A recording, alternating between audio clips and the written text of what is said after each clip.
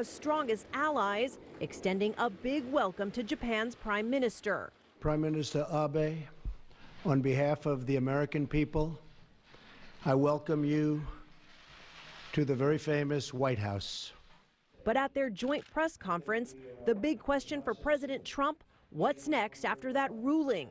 The three-judge panel refusing to reinstate his controversial travel ban. The president promising to continue fighting in the courts. And ultimately, I have no doubt that we'll win that particular case. But he is also making it clear he's not waiting on the courts. We'll be doing something very rapidly having to do with additional security for our country. You'll be seeing that sometime next week. Later on Air Force One, the president talking to reporters. But we also have a lot of other options, including just filing a brand new order on Monday. A White House official tells ABC News that is exactly what the administration is working on right now, an order related to terror that addresses some of the concerns raised by the court. The White House also keenly aware that the president's own past statements could be used against him in the court battle over the travel ban. Comments like these. Donald J. Trump is calling for a total and complete shutdown of Muslims entering the United States until our country's representatives can figure out what the hell is going on. The president today striking a different tone. We will allow lots of people into our country that will love our people and do good for our country.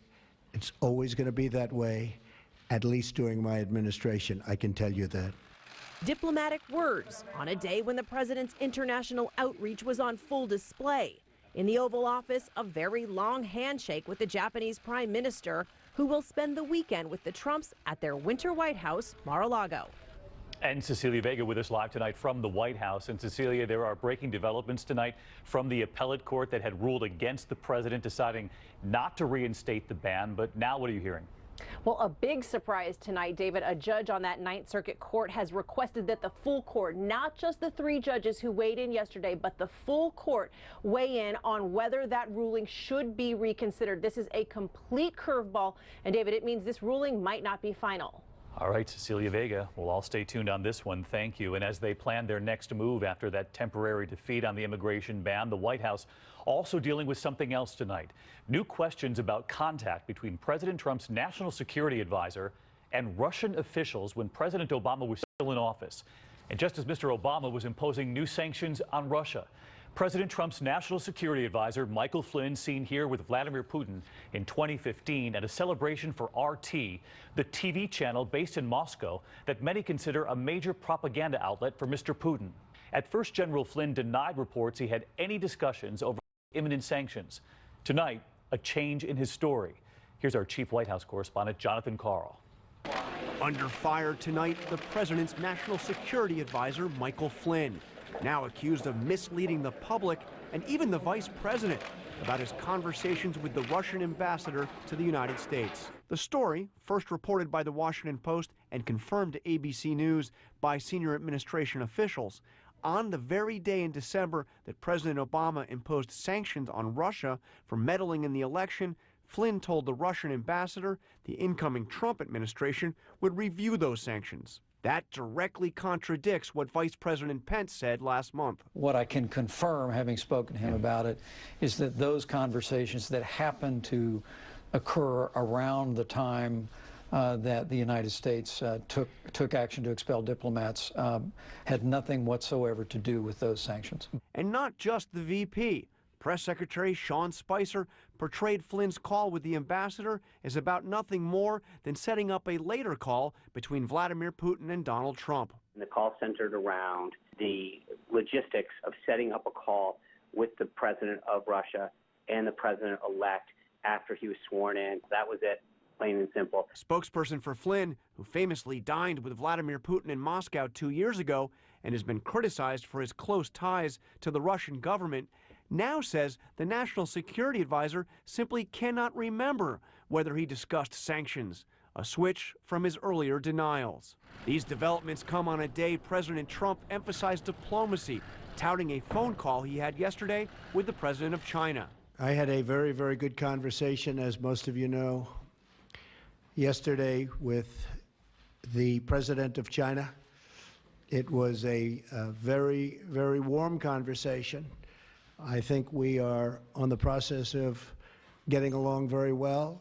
Throughout the campaign, Trump portrayed China as one of America's biggest economic rivals. After the election, he angered China by accepting a phone call with the president of Taiwan. He even suggested doing away with the long-standing One China policy, which considers Taiwan part of China. I fully understand the One China policy, but I don't know why we have to be bound by a One China policy unless we make a deal with China. But in his phone call with the Chinese president, Trump offered a big concession, saying he will honor the One China policy. And John Carl with us live tonight from the White House as well. And John, late tonight, President Trump was asked about General Flynn's calls with the Russian ambassador. What did we learn? Well, the president just a short while ago told reporters on Air Force One that he had not seen these reports about Flynn's conversations, but that he would look into it. And David, this is a potentially very serious matter. The FBI is actually investigating whether or not these contacts with the Russian ambassador violated the law. All right, John Carl with us all week long. John, thank you. There was also high drama today as President Trump's education secretary, Betsy DeVos, a controversial pick who barely got through, made her first official visit to a public school. Anger boiling over, protesters were there to greet her. Democrats had been critical of DeVos, who told senators on Capitol Hill she never went to public school, nor did her children. There was also anger boiling over at town halls across this country. One member of Congress even forced to cancel his town hall meeting. ABC's Mary Bruce with the images tonight. She does not represent anything that they stand for. A rough start for the new education secretary, Betsy DeVos. Protesters physically blocking her way as she tries to enter a D.C. public school. A security agent escorting her back to her car. Shame! Shame!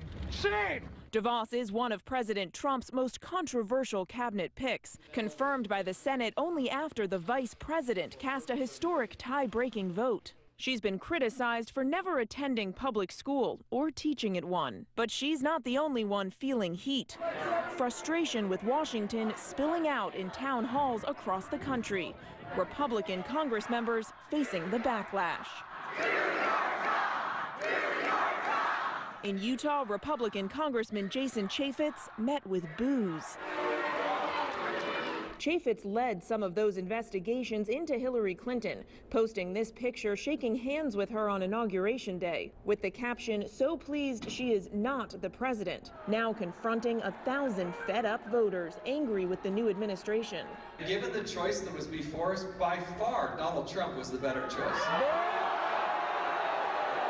Similar scenes playing out from Tennessee to Illinois and Georgia. In California, Congressman Tom McClintock coming out, but with police protection. The common thread, concerns about Obamacare and what might replace it. And you want to take away this coverage and have nothing to replace it with. How can I trust you to do anything that's in our interest at all? We asked the House Speaker. Are you concerned that you need to not just present a plan, but sell it to the American people quickly? We cherish the First Amendment. And people who are concerned and anxious, we want them to know that we want to listen to their concerns. We're going to be going out and talking about what our plan is. Some real uncomfortable moments across this country. Let's get to Mary Bruce live tonight. And Mary, Education Secretary DeVos did finally make it into that school. DeVos did finally get inside, meeting with school administrators. Now, she says she respects peaceful protests, but will not be deterred. And now one of her predecessors, President Obama's education secretary, tweeting, "Agree or disagree with Betsy DeVos, let's all agree she really needs to be in public schools. Please let her in." David? Mary Bruce at her post on Capitol Hill tonight. Mary, thank you.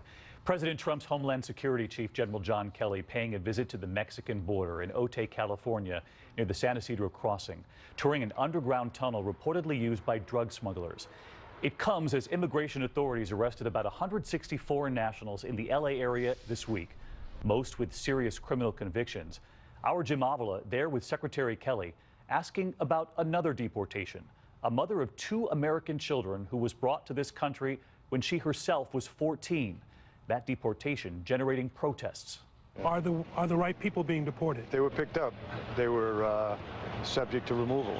There are court orders against about removing these people. And again, some of them have fought removal for years and years and years. So when their luck ran out, so to speak, and an immigration judge said, this person, male or female, whatever, needs to be removed, and they go remove them, the argument that they've been here for so many years, I think, is not a strong argument. The Homeland Security Secretary with our Jim Avila today. In the meantime, tonight, we do turn to other news, and yet another major storm set to hit this weekend. Millions of people, though, already digging out from the major storm overnight, some bracing for this round two.